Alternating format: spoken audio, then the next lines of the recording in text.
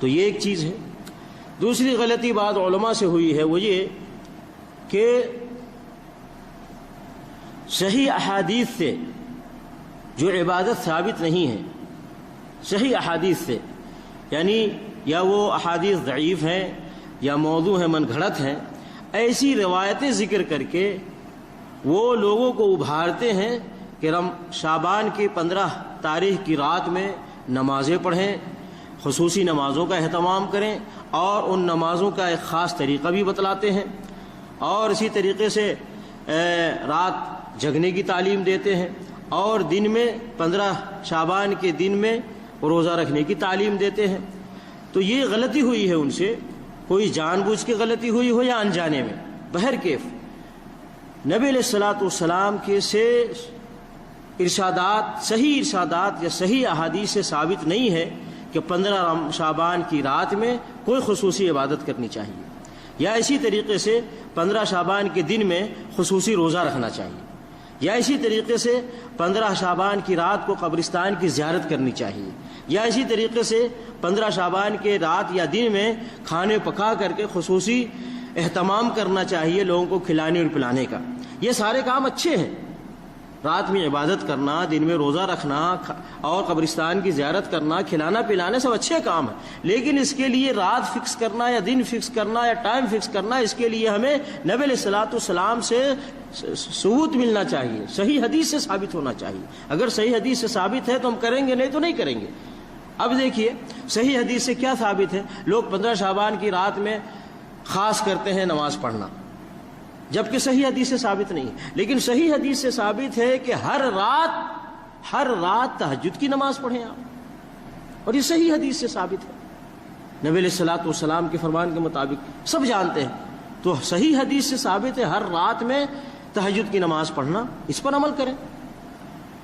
اسی طریقے سے صحیح حدیث سے ثابت ہے ایام بیض کے روزے رکھنے، 13، 14، 15، ہر مہینے کے ایام بیض کے روزے رکھنے 13، 14، 15۔ تو کوئی آدمی 15 شعبان کی 13، 14، 15 تاریخ کے روزے رکھتا ہے تو یہ صحیح حدیث سے ثابت ہے، اس کا کوئی انکار نہیں کر سکتا، کوئی اختلاف نہیں ہے، تو اس پہ عمل کرے بجائے اس کے کہ 15 شعبان ہی کے دن کو فکس کر لے۔ تو یہ صحیح نہیں ہے، لیکن یہ 3 روزے رکھنا یہ صحیح حدیث سے ثابت ہے۔ اسی طریقے سے قبرستان کی زیارت کے لیے 15 شعبان کی رات کو فکس کرنا یا دن کو فکس کرنا یہ صحیح حدیث سے ثابت نہیں ہے، لیکن کبھی بھی آپ قبرستان کی زیارت کریں، دن میں کریں، رات میں کریں، صبح کریں، شام کریں۔ نبی علیہ الصلوۃ والسلام نے فرمایا کہ کنت نہیتکم عن زیارت القبور فزوروها فانها تذکرکم الآخرہ، کہ میں نے تمہیں قبر کی زیارت سے منع کیا تھا، آپ قبر کی زیارت کرو کیونکہ تمہیں آخرت یاد دلائے گی۔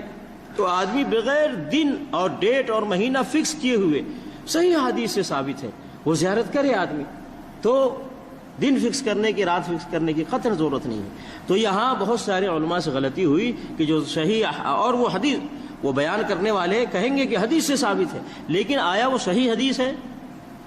ہم ایسے ہی تھوڑی مان لیں گے۔ نبی علیہ الصلوۃ والسلام سے وہ حدیث ثابت ہونا ضروری ہے، نہ ضعیف ہو اور نہ ہی موضوع ہو۔ موضوع ہے تب تو من گھڑت ہے، بالکل ہی حرام ہے اس پر عمل کرنا، اور ضعیف ہے تو ضعیف پہ کیوں عمل کر رہے ہیں؟ صحیح حدیث اس کے مقابلے میں موجود ہے ہمارے پاس، اس کے اوپر عمل نہیں ہو رہا ہے۔ اگر صحیح حدیث پہ مسلمان عمل کرے تو نہیں کر سکتے، اور نہ کر پا رہے ہیں لوگ، بجائے اس کے سے ضعیف حدیث کے پیچھے آدمی چلے۔ تو اس طریقے سے بعض علماء سے غلطی ہوئی۔ اور ایک اور غلطی علماء سے ہوئی ہے، سورہ دخان میں جو آیت ہے جو اللہ رب العالمین نے فرمایا ہے کہ اعوذ باللہ من الشیطان الرجیم بسم اللہ الرحمن الرحیم حامیم والکتاب المبین انا انزلناہ فی لیلۃ مبارکۃ انا کنا منذرین فیہا یفرق کل امر حکیم امرا من عندنا انا کنا مرسلین۔ اب یہاں سورہ دخان کی ان آیتوں سے بعض علماء نے مراد کیا لیا؟ لیلۃ مبارکہ سے مراد 15 شعبان کی رات کو مراد لیا ہے، اس کو شب برات لوگ کہتے ہیں، تو اسے یہ مراد لے رہے ہیں، جبکہ ان سے غلطی ہو رہی ہے سمجھ میں۔ مفسرین اس پر متفق ہیں کہ اس سے مراد لیلۃ القدر ہے جو رمضان کے اندر ہے، جیسے اللہ نے کہا انا انزلناہ فی لیلۃ مبارکہ، دوسری جگہ اللہ نے کہا انا انزلناہ فی لیلۃ القدر۔ دونوں قرآن کی ایک آیت دوسری آیت مل کر کے تفسیر کرتی ہے۔ تو یہاں کا انا انزلناہ فی لیلۃ مبارکہ، اور وہاں اللہ نے کہا انا انزلناہ فی لیلۃ القدر، تو اس سے مراد لیلۃ القدر کب ہے؟ رمضان میں، اور یہ لیلۃ مبارکہ یہ بھی رمضان میں، تو یہ لیلۃ مبارکہ سے مراد لیلۃ شب برات نہیں ہے، 15 شعبان کی رات نہیں، بلکہ اس سے مراد لیلۃ القدر ہے، لیلۃ القدر ہے جو رمضان میں ہے۔ تو یہ علماء کو سمجھنے میں غلطی ہوئی ہے۔ بہرکیف صحیح بات یہ ہے کہ پورے شعبان کی فضیلت ہے۔ وہ کیسے کہ عائشہ رضی اللہ تعالی عنہ فرماتی ہیں کہ ما رأیتہ اکثر صیاما منہ فی شعبان، یہ بخاری شریف کی حدیث ہے کہ نبی علیہ الصلوۃ والسلام کو میں نے دیکھا، اما عائشہ رضی اللہ تعالیٰ عنہ فرماتی ہے کہ میں نے دیکھا کہ سب سے زیادہ رسول اللہ صلی اللہ علیہ وسلم شعبان میں روزہ رکھتے تھے، یعنی رمضان کے علاوہ سب سے زیادہ روزہ شعبان میں رکھتے تھے۔ تو اگر کوئی آدمی شعبان کے مہینے میں بالعموم روزہ رکھتا ہے کثرت سے تو وہ رکھ سکتا ہے،